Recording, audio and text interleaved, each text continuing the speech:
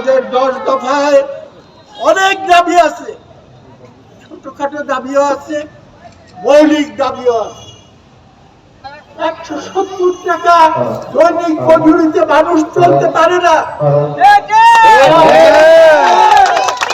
এই বছর আমি ইউনুস সাহেবকে বলে আসছি, এই বছর চা বাগানের শ্রমিকের বেতন বেড়েছে 8.5 টাকা।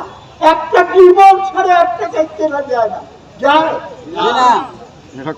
তারপরে বৈষম্য বিরোধী আন্দোলন, তার প্রতিনিধি হিসেবে আপনি ক্ষমতা নিয়েছেন, এইটা যদি দাবি করেন তাহলে তাদের বেতন দৈনিক 600 টাকা না করা পর্যন্ত আপনি ঘোষণা করেন আপনার উপদেষ্টারা কেউ বেতন নেবে না যতক্ষণ পর্যন্ত তাদের দৈনিক 600 টাকা করে বেতন না দেওয়া হয়।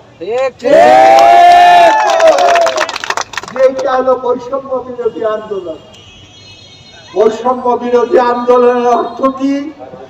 কেউ খাবে, কেউ খাবে না, তা হবে না, তা হবে না। আর যদি কেউ মনে করেন এইটার অর্থ হলো তোমরা 16 বছর লুটপাট করেছ, এখন তোমাদের দিন শেষ, এখন আমরা লুটপাট করব, এই নীতি কিছুতেই বাংলার মানুষ বরদাস্ত করবে না।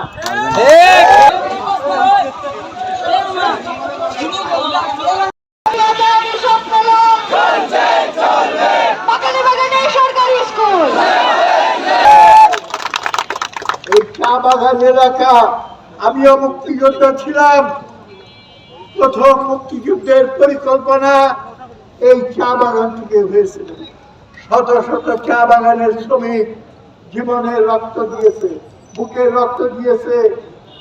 যাদের রক্তে দেশ স্বাধীন হলো, স্বাধীনতার ফসল তার ঘরে ঘরে পৌঁছাইতে হবে।